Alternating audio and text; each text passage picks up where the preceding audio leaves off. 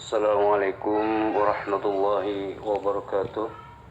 Assalatu wassalamu ala asrafil anbiya wal mursalin Sayyidina Muhammadin wa ala alihi wa sahbihi ajma'in. Rabbi shrah li sadri wa yassir li amri wa hlul 'uqdatam min lisani yafqahu qawli, amma ba'd. Para sahabat sekalian, saya ingin menginformasikan bahwa ada seorang profesor.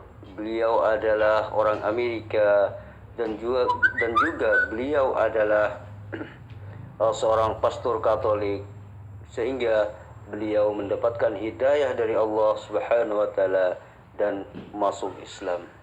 Nah, yuk kita ikuti bagaimana perjalanan seorang pastur, seorang profesor ini dari Amerika ini mendapatkan hidayah dari Allah SWT. Yuk kita saksikan bersama-sama.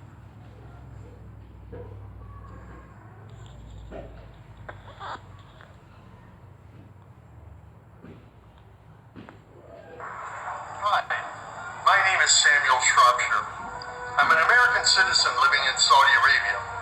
I came here in November 2011, not knowing anything about Islam or the Prophet Muhammad, peace be upon him. Most of what I had heard was extremely negative. In America, our news channels boosted their on-air ratings by regularly sensationalizing breaking news of terrorism. Every 30 minutes, one witnessed horrific scenes of bombings and bloodshed and murder, often one Muslim group fighting against another Muslim group. As killings and beheadings took place, there were always the shouts of Allahu Akbar, Allahu Akbar, God is great. I was invited here to Saudi Arabia by Safi Kaskas to work on what was known as the Q Project. Dr. Kaskas wanted to produce a new, easy-to-read American translation for the next generation of young Americans. Since I could not read or speak Arabic, I wasn't doing any translation work. I was simply invited here to check the English to make certain that this new interpretation of the Quran was easily understood. My work, of course, required that I read the Quran over and over again. Well, as you can imagine, having no knowledge of Islam, I had hundreds and hundreds of questions. I was shocked as I read to find that Jesus, peace be upon him, was often mentioned in the Quran. Jesus was presented as one of the greatest prophets. And even the story of the virgin birth was mentioned there. Many of the miracles that Jesus had done, I found them in the Quran. There were even a couple of Jesus' miracles mentioned in the Quran that were not mentioned in the Bible. Evenings were mostly spent alone in a bedroom that had been set up for me in Dr. Safi's office. At night, I would stand on the balcony of that building and I would look across a very busy boulevard to a mosque. And I would hear the calls to prayer. I would see men and women coming to the mosque and leaving the mosque. Children were playing football in the mosque parking lot. Except for the minaret, it appeared to me to look like a typical Christian church in America. My heart longed to be in that mosque. I felt compelled by God to go there. A few months later, I got up the courage to walk down the street and to knock on the door of Taqwa Mosque. Now, nobody knocks on the door of a mosque. Normally, they just open the door and they walk right in. But I was not sure how I'd be received, so I stood there knocking until someone came to the door. That person simply said, "May I help you?" I said, "My name is Samuel. I'm a Christian from the United States. Is it okay if I come inside?"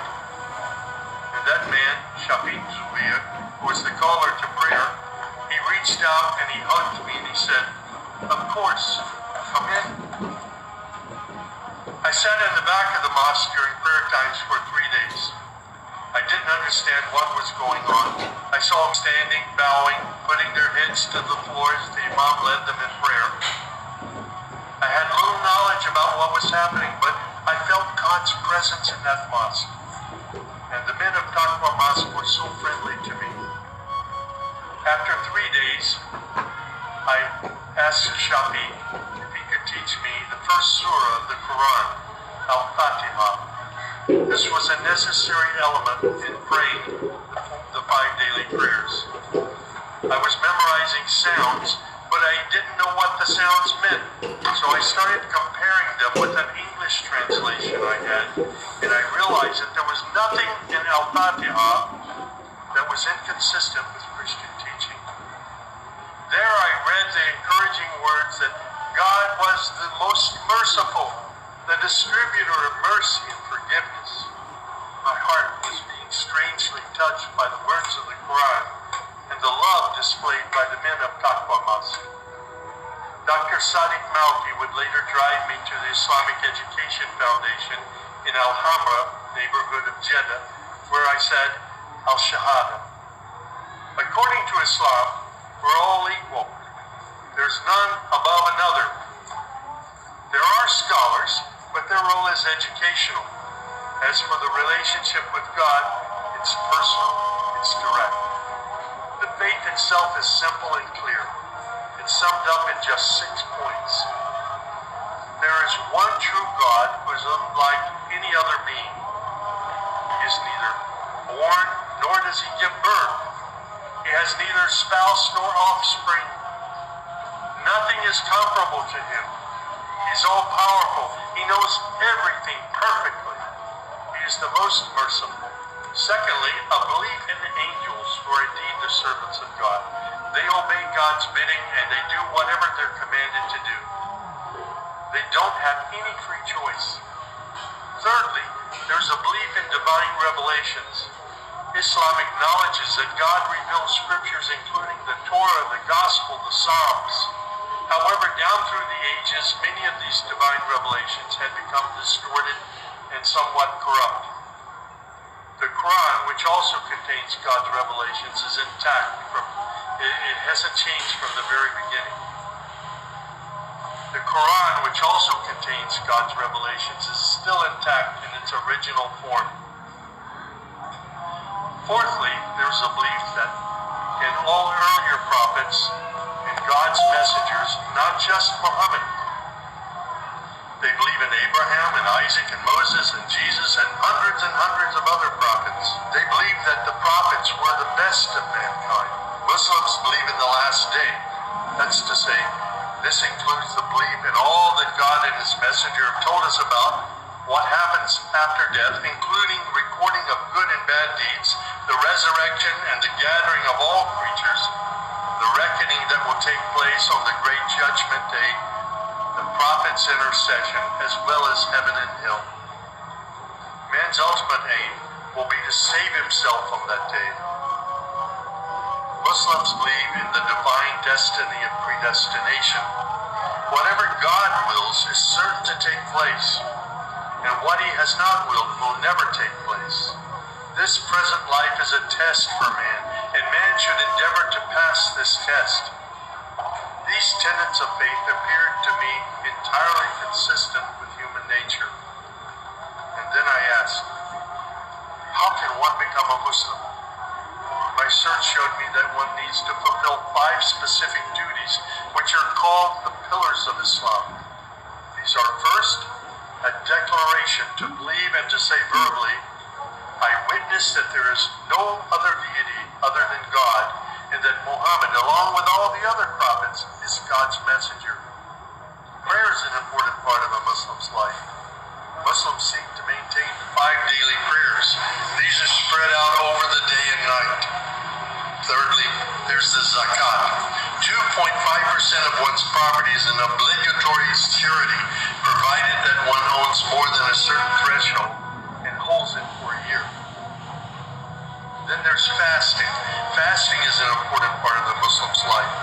Muslims fast throughout the month of Ramadan. They do this every year, abstaining from all food, drink, and sex, from dawn till sunset. One must also refrain from futile arguments and quarrels and forbidden things. The month provides a unique spiritual uplift for all Muslims. Then there is the pilgrimage or Hajj. This is performed in Mecca and its surrounding areas. It's a duty to fulfill this pilgrimage once during one's lifetime, provided that one is physically and financially capable of doing so. People often ask me, Sam, how did you become a Muslim?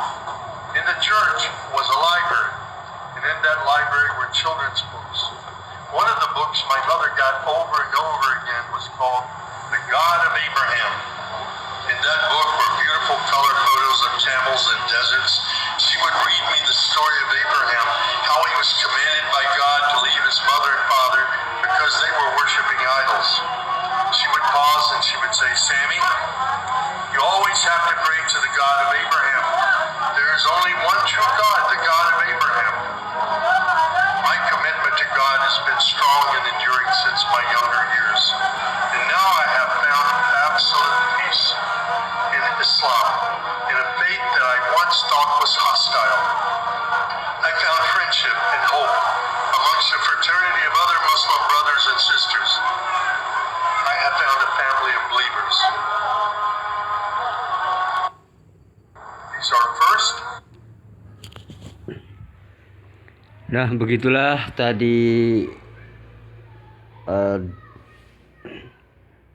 perjalanan seorang pastur Amerika Serikat, seorang profesor dan juga penerjemah. Beliau memeluk agama Islam. Alhamdulillahirabbil alamin. Cukup sampai di sini aja. Saya ucapkan terima kasih. Assalamualaikum warahmatullahi wabarakatuh.